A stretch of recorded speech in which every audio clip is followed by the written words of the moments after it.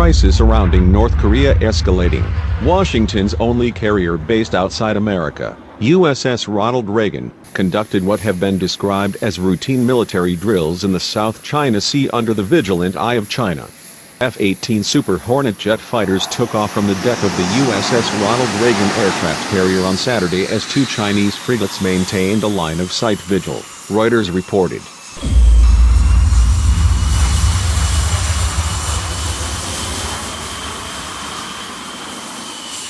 The U.S. regularly stages drills with its regional allies, South Korea and Japan, to demonstrate its strength to North Korea. The war games fuel fears in Pyongyang that they could be used as cover for an invasion. Last week, the 100,000-ton U.S. Navy supercarrier Ronald Reagan conducted drills with Japanese warships south of the Korean peninsula, Japan's military said. Pyongyang, meanwhile, threatened a further hydrogen bomb test over the Pacific. Officers on the Japanese-based Reagan described frequent close-quarter surveillance from the ships of the People's Liberation Army Navy in international waters. Sometimes, they said, Chinese vessels steam in to check out the carrier en route to other destinations. Other times, Chinese frigates linger for days within the screen of U.S. ships and planes that protect the Reagan, Washington's only carrier based outside America. At times, the carrier crew, to ensure safe passage, will alert their uninvited Chinese escorts, should the Reagan sharply alter course, officers said. We've had no issues. They've been very professional, said Rear Admiral Mark Dalton, commander of Reagan's strike group, as well as the larger battle forces of the U.S. 7th Fleet. We see them on a regular basis, he said. As Dalton spoke, the midnight blue waters beyond the flight decks made for a crowded scene, with a U.S. and an allied Japanese destroyer also visible as the Reagan maneuvered some 400 nautical miles, 748 kilometers, from the Chinese coast. It provided a window into the strains of increased deployments and exercises by regional militaries, in part as they respond to the threat posed by Pyongyang's pursuit of nuclear and missile programs.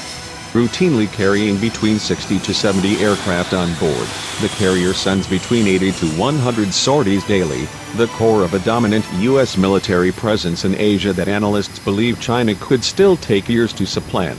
In recent months, the 100,000-ton Reagan has exercised with allied Australian ships as well as Japanese forces. The South Korean Defense Ministry has announced it will exercise with the Reagan Strike Group in October. The U.S. is expected to send its nuclear-powered aircraft carrier, the USS Ronald Reagan, to waters near the Korean Peninsula later this month to take part in combined exercises with South Korea's Navy. A Seoul defense official said on Sunday that the joint drills will take place in the East Sea around mid-October and will simulate the intercepting of North Korean ballistic missiles.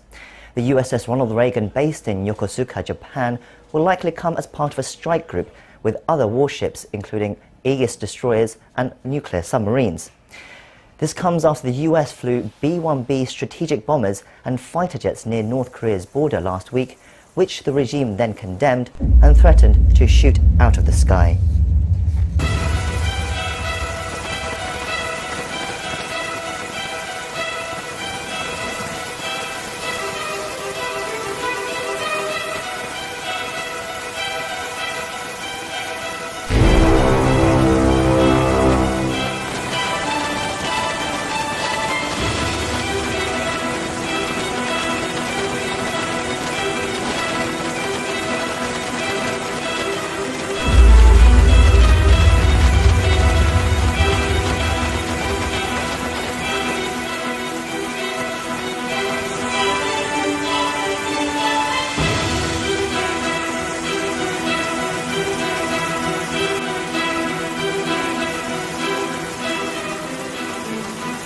President Trump said he told Secretary of State Rex Tillerson he is, quote, wasting his time trying to negotiate with North Korea's leader.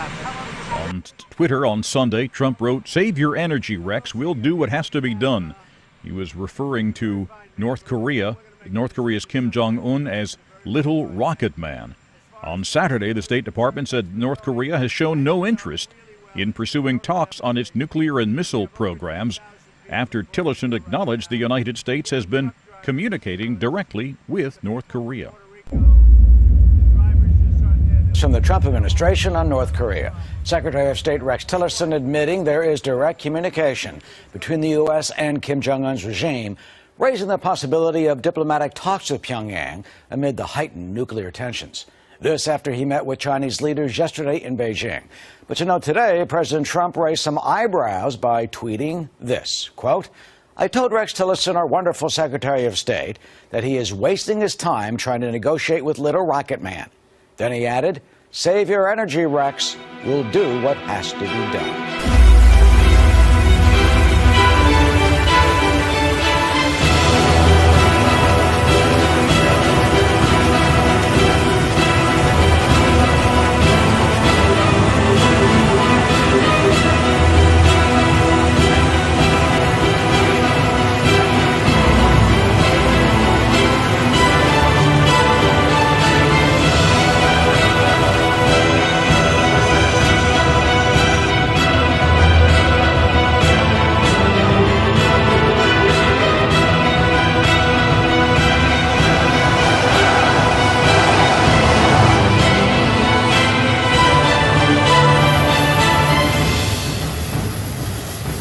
And we have a tweet from the State Department, Heather Nauert, today, which says that basically this is a message, it seems, directly to Kim Jong-un. It says diplomatic channels are open, but they won't be forever. So that's not a subtle message to, stop your behavior and sit down and perhaps talk.